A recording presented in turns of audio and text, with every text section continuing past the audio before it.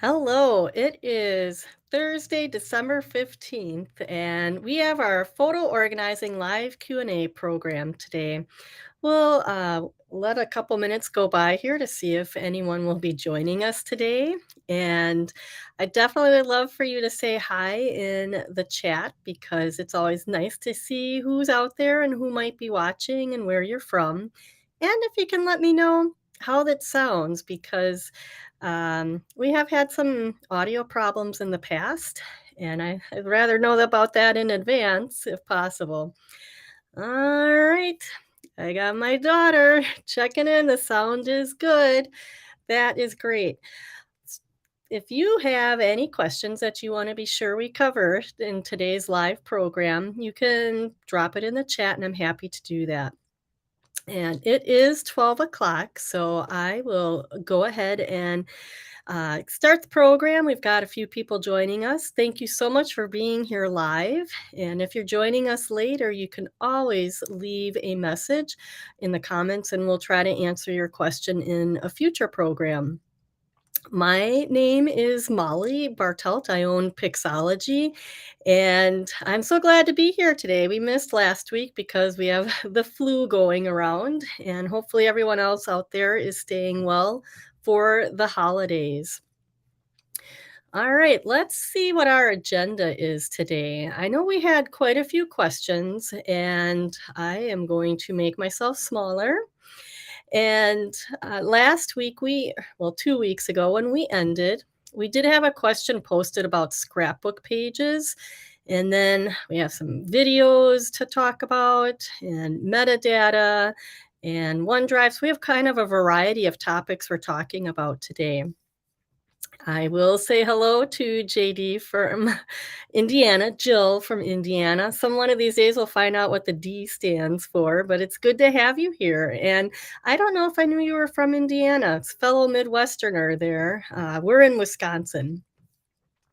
All right, let's get started. And if you join me later and you put a comment in the chat, I'll get to it when I kind of have a good break. The question that arose last time, when we were kind of ending the program, someone popped this in here, and I don't remember who asked the question, but should you scan the scrapbook pages or the photos on the scrapbook pages? This is a great question because many of us have a variety of scrapbooks. It could be really old vintage scrapbooks from our grandparents or other relatives. And some of us have new, more modern scrapbooks that, we made in the last couple of decades. So it is a common question that I see. So I have a couple ways to approach this. Scrapbook pages, you know, tell so much more because, you've made a story on the page with the pictures. You might have written some words in there. So it's kind of nice to save the scrapbook pages. Let me show you a couple examples and maybe it'll get your the brain cells ticking a little bit if you have these kind of books in your photo collection. So this is one page of my mom's vintage old black scrapbook. Like it's tied together with, the old string I love this scrapbook. I don't think I could ever take it apart permanently because I feel like it's a treasure.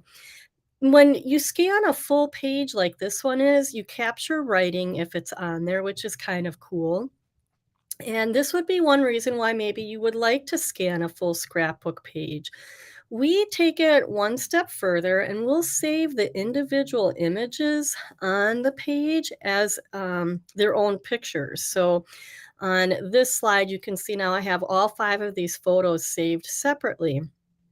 And it can be and it is useful, when you want to make a photo book maybe of your own with telling the story the way you want to tell it. So these these 5 pictures, one of them is not on my mom's farm that she grew up on. That bear is from a trip to Yellowstone Park. It was a huge road trip, and I might want to incorporate that into a different project in the future. So we actually like to save the scrapbook pages in some cases and the photos. Kinda is a two-step process. Usually, you would have a flatbed scanner and scan the whole page if possible, and then save the pictures individually from that one scan. Some scanners, you can select the pictures individually, so you kind of have to find the workflow that works for you. So that's an old vintage scrapbook. And I will mention, we have seen scrapbooks that are wildly out of order. Like sometimes people take pictures from other old vintage scrapbooks and combine them. So when you're evaluating your vintage scrapbook, you might want to see if it was something that was taken apart and put back together. That might be more curated, or it might be more of a mess. I think it varies from family to family, and you know what your parents, grandparents, or other family members like to do when they scrapbooked. Let's look at a more modern page. This is a scrapbook page from photos that were taken in 1994 when my husband and I were dating, and we sailed up north. And this is a page that's a 12 by 12 scrapbook page, and many people have 12 by 12 scrapbook pages, which are difficult to scan because they won't fit on most standard scanners. And so you might want to uh, send them off for special scanning, or there is a flatbed scanner, the Optic Plus Tech, that I think is relatively affordable, depending on how many scrapbook pages you have. This page, it would be really hard to save all the individual pictures because they're all cropped and they're stacked on each other. So for these type of scrapbook pages, often when we get them here, we just scan the whole scrapbook page and save it. So it really is going to kind of come down to, how do you want to store the pictures in the future? This particular scrapbook page, because it was with photos from the 1990s, which I don't have a digital version, I actually saved the scrapbook page, and I will take the pictures apart one of these days and scan them individually when they're not stacked on top of each other. So that's a little bit about scrapbook pages. I'd love to hear if that is answering the question, or if you have other scrapbook questions that you want to throw out there. Before we move on to the next question, I will say hi to Neil from Saskatchewan, Canada. And I'm so glad you're here. Neil has been communicating with me over the last couple of months with his experiences with Mylio. And I know we've got a question from him in a little bit. This question is from Abby, and it's, do you put videos in with monthly pictures or have separate folder with the videos? She's not the only one with this kind of question. I had another one just around the same time. John says that he's struggling with short videos. The grandkid does something cute, and then they have a couple photos, and then a couple short videos, and then a photo. How do you store them? He actually mentions that his photos are in one place and videos are in another place for his system. I like to keep my videos with my pictures because it's like, well, it would be another physical step I would have to do to take the videos and move them somewhere else. So I think for simplicity's sake, I like to keep them together. I have a screenshot here of these are photos from August. And I'm sure any of you can identify with this. If you're saving your pictures monthly to a folder on your computer, uh, you have videos mixed in. It could look something like this. And you see where I have the flowers, and then I have two movie files, and then two more pictures. Those were all taken at the Wisconsin State Fair, and those videos are of really good trumpet players that were playing in a band at the state fair, at the bars there. If I moved those 2 videos to a separate place, I don't even know if I'd remember why I took them. But because they're in order in context, with the other state fair photos, I know what they're about and why I wanted to keep them. So this is just, one example of a folder with my monthly photos and the video in there. To explain it a little further, I made a chart here of pros and cons. So saving videos with your photos. There's no extra work to do. They just stay together. And the memories stay together and you have context for the videos. When you make a slideshow, you can import both photos and videos into a slideshow, and I think it would be easier to do that if they were in one place. The cons of saving videos with your photos, there's only one that I could really think of, and it's a big issue. It's storage. So video obviously takes up, more space on your computer than photos do. And if you are taking, 10-minute videos every few days of, milestones in a child or grandchild's life, that accumulates fast. So I have seen where people will store their videos on a separate external hard drive. And that's fine if you can keep track and keep your system going. I would question, how many videos do you really need to have, and how long do they need to be?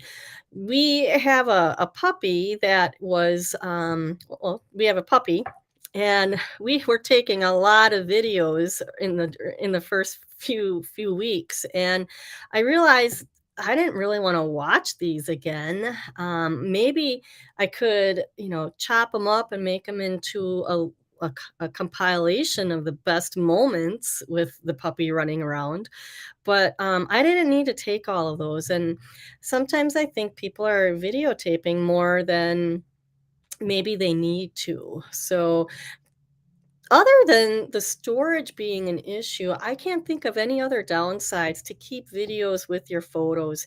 Even with Forever, which is our recommended long-term solution, photos and videos go up together into the same place. And well, Forever, you are paying for the storage. So all of a sudden, you do kind of have to start budgeting, how much space do you want your videos to be taking up? All right, that's my 2 cents worth for saving videos with your photos. All right. And I think that answers that question as much as I wanted to. And I have a fun update here from Amruth, who I don't know if you guys, and I don't think she's here today, or she might have said so. She has been working on all of her photos, and she had these dirty, damaged CDs that she couldn't get her photos off of, and it was just the last thing in her whole photo estate work that she was trying to do is get these pictures off these CDs.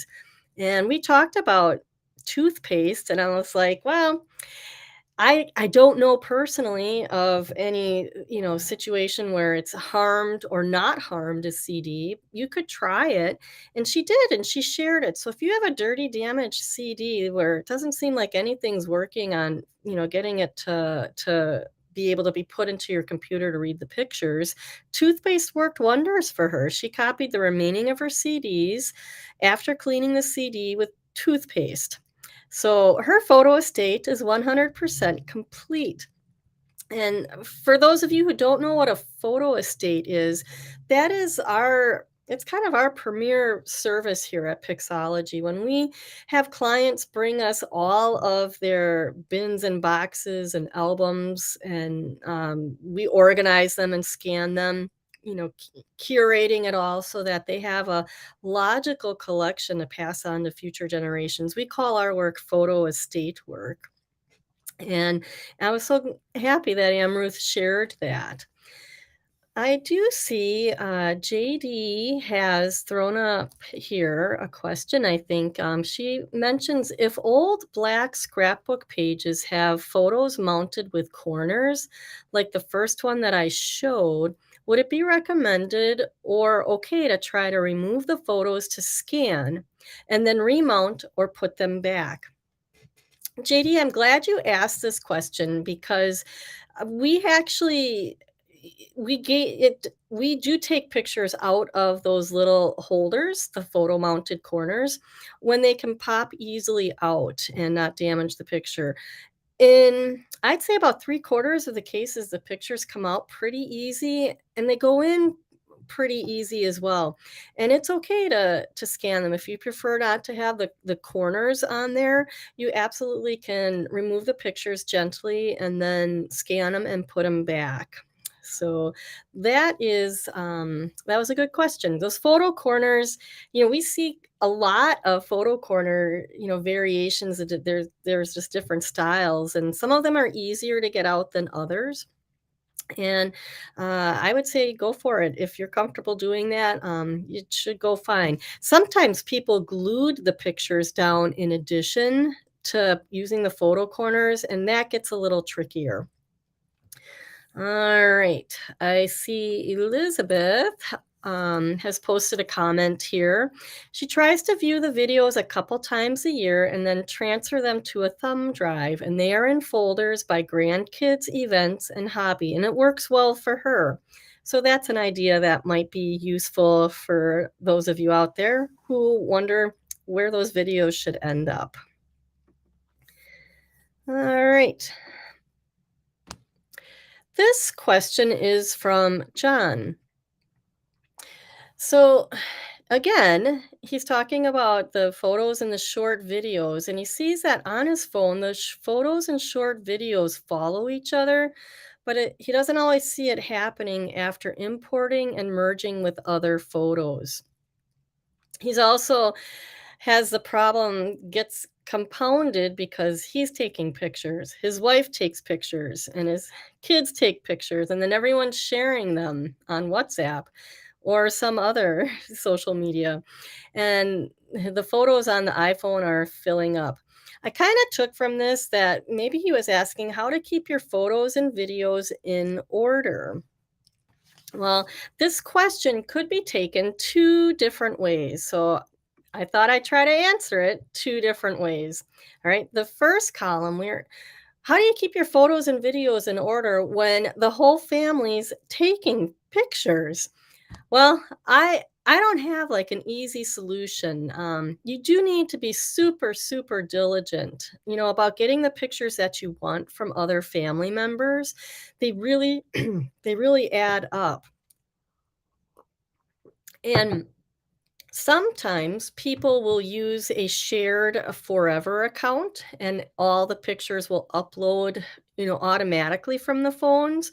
But if you're uploading everything automatically to forever or any shared photo account, you're getting everything, and that can be kind of a mess to clean up. I mean, we're not good about cleaning our own photos up, much less, accumulating the pictures from the rest of our family. All I can say is you have to be super, super diligent, saving your photos every month so that you can remember the special family events that you were at. And you can say, hey, I need those pictures from your daughter or, the aunt or whomever is taking the pictures. You want to get them right away. Make sure they're the full size photo so that you've got them. All right. So that was kind of a vague, you know, interpretation of how do you keep photos and videos in order. If you're referring to the whole family, it's a challenge. Now, on your computer, when you move pictures over, especially to your PC and File Explorer, uh, the photos will sort in different ways. And you can change the sorting options right in File Explorer. So if you want to keep photos and videos in order, I recommend that you sort by date taken. Okay, so I have, let's see if I can make this even bigger. I have a screenshot here of my monthly photos, and I'm in the tab that's like the view tab, and I have this sort by box selected. I've clicked on it, and that gave me all these options for sorting. Right now, you can see that File Explorer is or sorted them by name. Well, the name of a photo can vary depending on if they're your photos, if they were shared from someone else to your phone and you copied them to your computer. Name is not useful in my opinion. Sometimes you can just sort by name to see how it looks. I prefer to sort by the date taken. So um, here I have now selected sort by date taken, and now the photos at the top are the pictures that I took at the beginning of the month or the end of the month because it says descending. So you see how I have date taken under the sort by button selected, and then File Explorer gives you this option for ascending or descending. So these are actually photos from near the last of the month because I have them sorted descending with the latest showing first. It should be easier than this, but play with your sort by button to see how it changes the view of your pictures and the order that they're actually in. Okay. All right, so that is the File Explorer. On a Mac, for those of you who might use a Mac, it's a little different. You don't get as many options for sorting pictures in the Finder. So you have to kind of approach that a little bit differently and maybe even use a separate program for viewing by date taken. Because the Mac is not always good at showing what the date taken was of a picture in the Finder view. All right, that's a little bit about keeping photos and videos in order. I know we could probably go way deeper into the subject, even talking about how you can change the name of pictures to keep them in order. But I tend to not change the name of pictures because that's just another task that you have to do. And I'd rather work with the metadata, getting them to sort using the metadata instead of me just changing the names of pictures. Plus, when you have a couple hundred pictures each month, that can get putsy. All right, that is enough about the keeping the photos and videos in order, unless you have another question you want to throw out and a different way for me to address that question. Next, I had a question from Betty. Forever, which is the storage option we recommend, offers a whole array of items that you can print from photo books to photo gifts and tabletop panels. I really liked this question because it made me think that, when we're ordering a photo gift online, there's icons and things that you can press there that you maybe haven't thought about doing. Her question was, I'm looking to put 3 photos with either no words or my own words, not predetermined. She just wanted to have a little panel and put 3 pictures on it, and she was going through all of the designs, which was really frustrating because these photo companies, from Forever to Shutterfly, they'll have tons of designs, but when you just want something simple, how do you do that? Well, I thought it would be helpful in just to give you an example here. This is in an album of pictures from Forever. It happens to be the trip that my daughter and her friend and I took to Atlantic City in the summer. In the third row, you can see there are 2 pictures checked. It's the fourth one in and the sixth one in. And I checked those 2 pictures and one other picture that's further down. And you can see at the top, it's I got a 3 with in a green circle. And when I click those pictures at the top right, auto print shows up. Now, auto print is like as easy as it sounds. It's like automatically print these. So when you click auto print, and I do believe this is a feature really I've only seen in forever, but I haven't ordered anything from Shutterfly in a while, so it could be there too. But when you click auto print, this next screen comes up, and then you can order coaster sets, magnets, whatnot. I wanted the tabletop panel to show Betty that I had my 3 pictures. I click on the tabletop panel, and my options come up here. I can get a 5 by 7 or an 8 by 10. So I just have to pick a size, and then I click create my project. So I just picked 10 and 10 by 8, a horizontal one. Just like that, this appeared.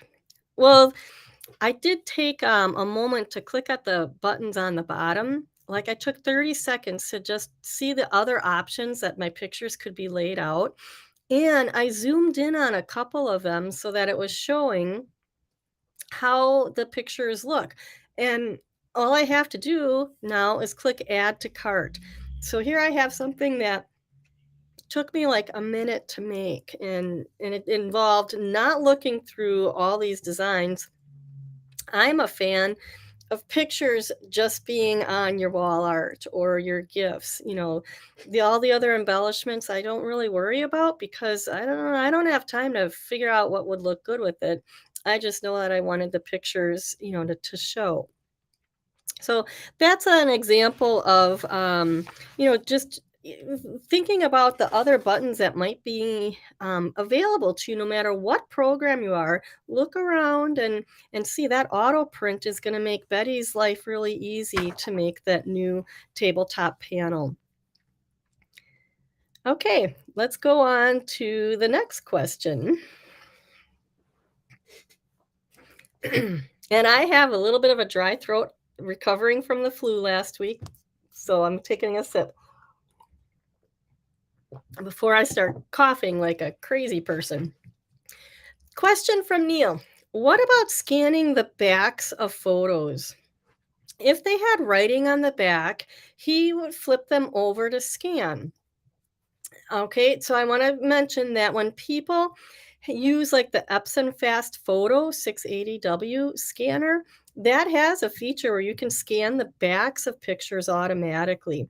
A lot of times people, do what Neil did and they scan the back because there's writing on there that we want to capture.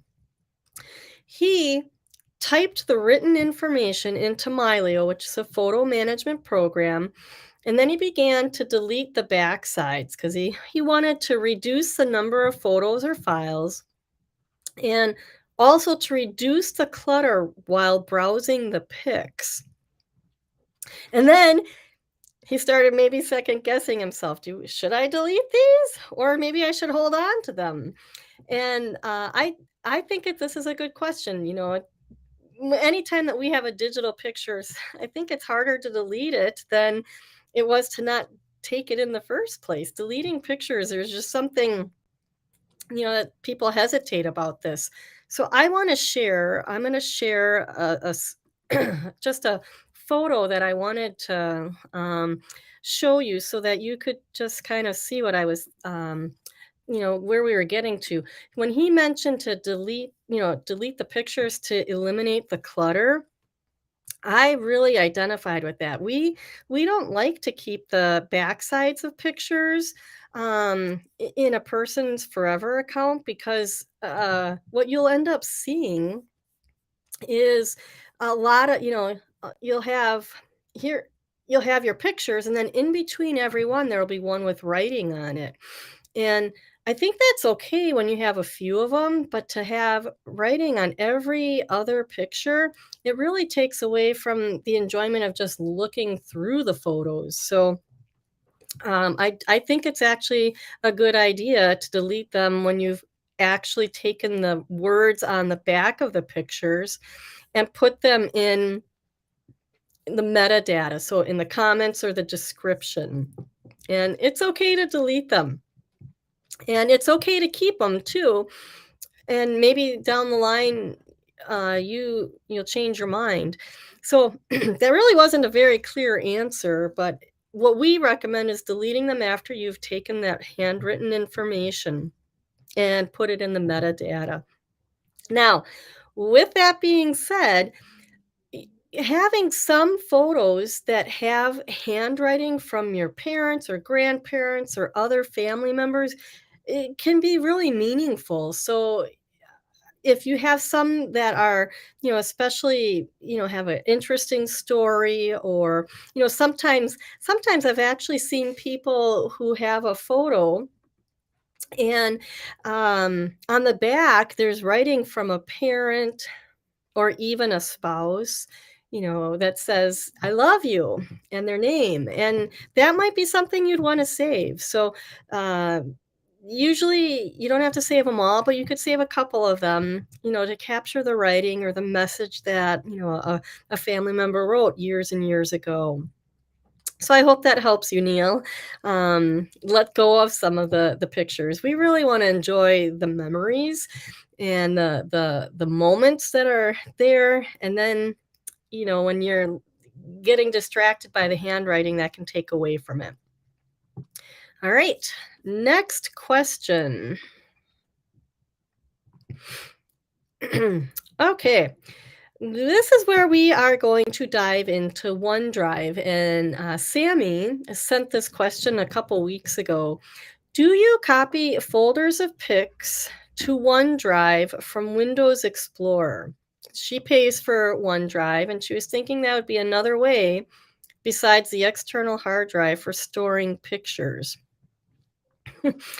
I really, really have had problems with OneDrive and my clients over the years. In terms of digital organizing, OneDrive seems to be the source of a lot of technical problems.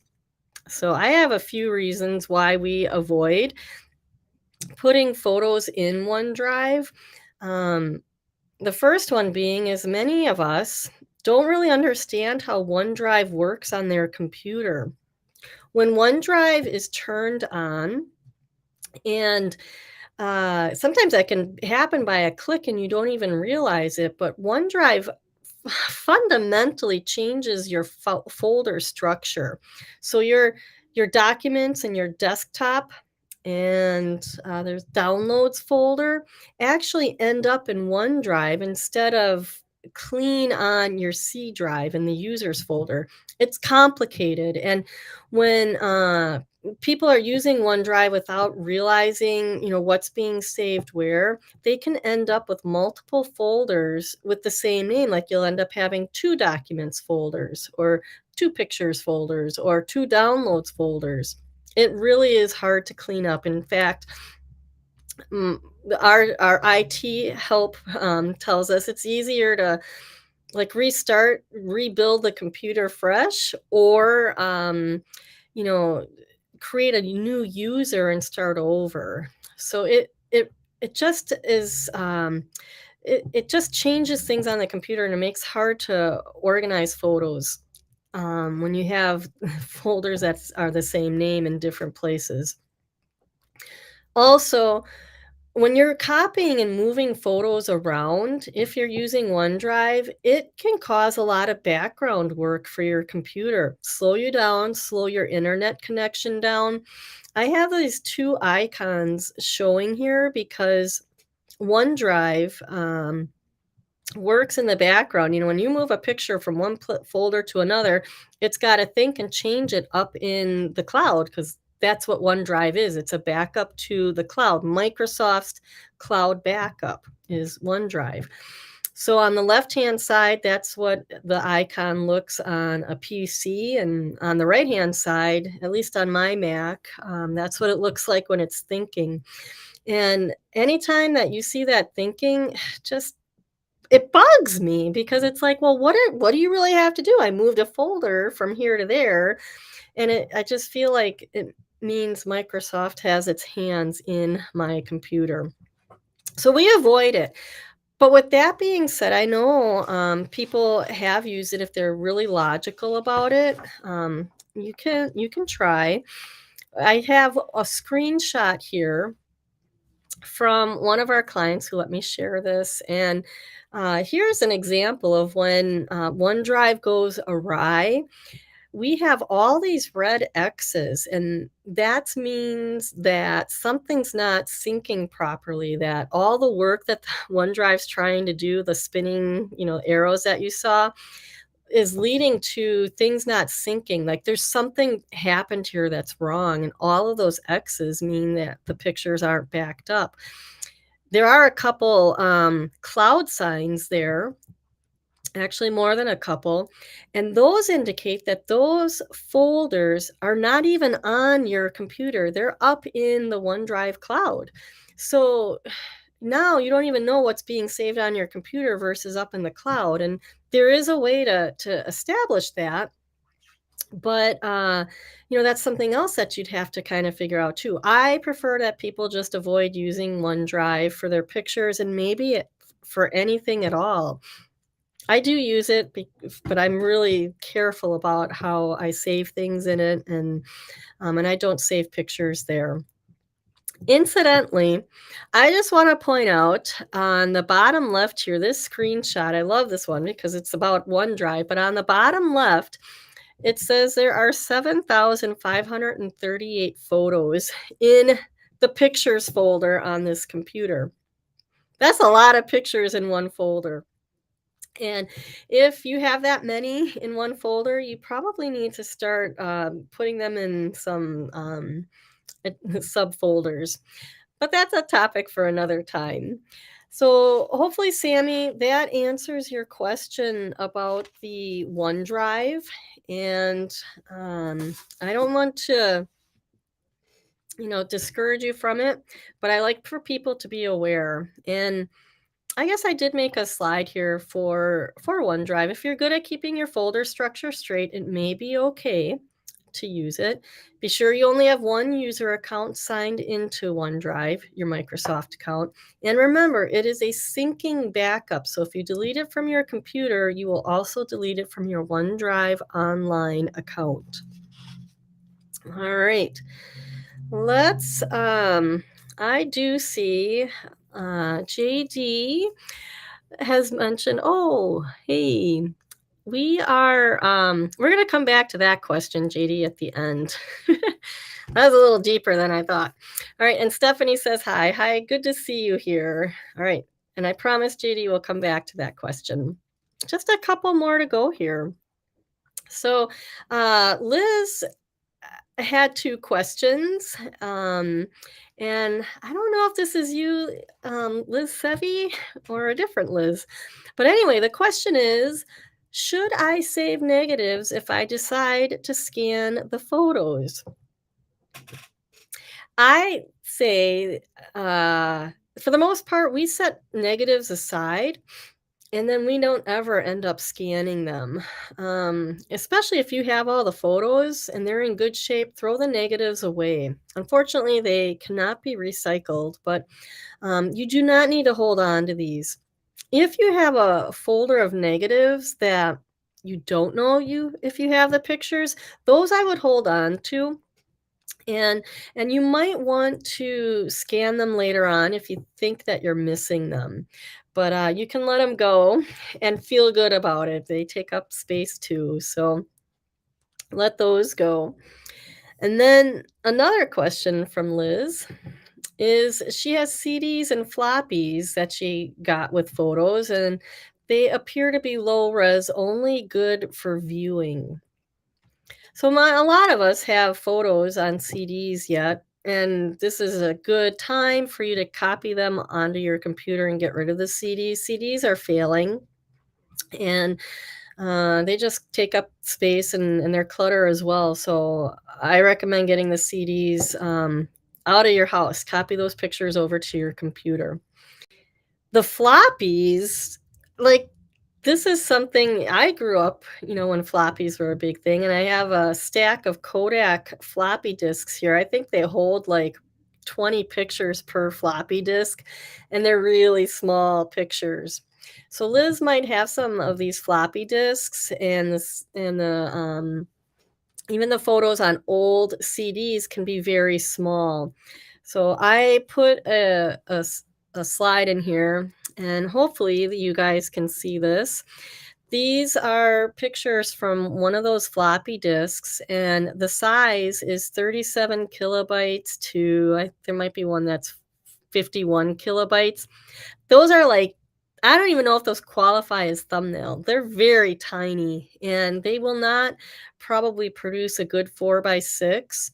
So if you have the photo, the original picture, it would be better to scan the original picture than save these JPEGs.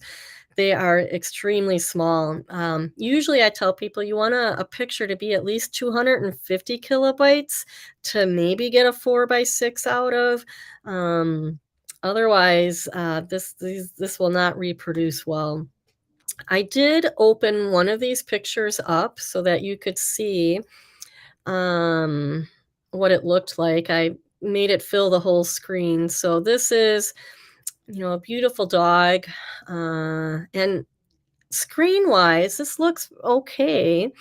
I happen to know that when I zoom in on it, it is very pixelated. You could probably get a 4 by 6 out of this, maybe, but you're going to actually be able to see the pixels in it. So when you have CDs and floppies that are really old and the pictures are less than 250 kilobytes, it might be better to scan the pictures than to save those original digital files. It's a good question, Liz. All right. So next we have the any other questions, and now I can bring JD's question on here. And she just realized that there is a setting on her iPhone to compress photos or videos if space becomes uh, um, I don't know. I'm not quite sure if space becomes an issue, and that saving the pictures in full quality in iCloud. She turned that off. Does she need to worry that some could be lower quality? So the setting on the iPhone in the photos area, it's something like optimize, iPhone storage. Let's just go to it real quick so that I'm saying the exact right thing. Optimizing the phone storage is something that often happens, and I don't know if people actually realize it. So, on an iPhone, when you go to the photos setting, optimize iPhone storage might be checked. And what that means is the phone has uploaded most of your pictures and videos to iCloud, and just a little thumbnail version is living on your phone. If you have that checked, if it's your iPhone storage is optimized and you connect your phone to your phone will not be able to transfer the pictures over that are stored up in the cloud.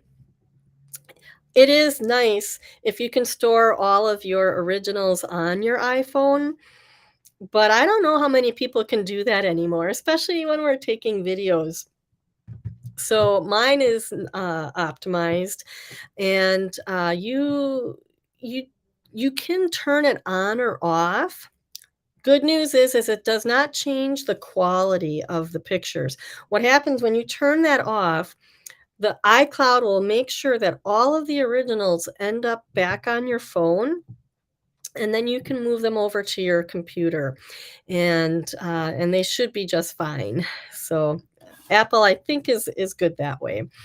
I'm not sure that it can say the same for Google. Depending on how you're paying for storage with Google, Google does compress when they're uploaded. All right. So I'm not sure how they get back to your phone if you're trying to get the originals back down to your phone for an Android. All right. JD, thanks for that question. That was a good one. All right. Do we have any other questions out there? We've been going for over a half an hour here, and I think we've covered a lot of good topics. We have, you know, so many questions out there, and really, I think the challenge that people have most is just getting started and working on the pictures routinely. And I've just been recently reading a book from Mel Robbins. I think it's called The 5 Second Rule. And she just challenges people, if you're feeling like a roadblock, start counting backwards from five and then go do it. So if you're like sitting there looking at the pictures and like, ugh, just go 5, 4, 3, 2, 1, and then go tackle those pictures because I time is just flying by and we're losing people. We just had a horrific car accident, a drunk driver just down the block from us. And a 20-year-old girl lost her life. And just like Tuesday morning. And it just really pounds home to me how important it is that we need to be celebrating our memories together with people today, if we can, and especially with the holidays coming. So, if you are finding yourself stuck on any part of the photo organizing, or you want to talk about your challenges and we haven't spoken yet, I have a desire to talk with 50 people before the end of the year on a research call. And I'm just asking consumers for the challenges that you face and, what you think might help. And then if I can give you any resources, I certainly try to do that. So I'm going to type that in the comments here, and you can schedule a time with me if you like. And then if there aren't any other questions, I might let you guys go. So, got that posted? And thank you so much for joining. We had a nice audience today, and I appreciate all of the questions. This is December 15th, and next week is December 22nd. So I have a feeling I will probably be off for the next 2 weeks on YouTube Live, and we will be back in the first week of 2023. Thank you guys so much for joining, and I wish you very happy holidays, a Merry Christmas, and a Happy New Year. Bye bye.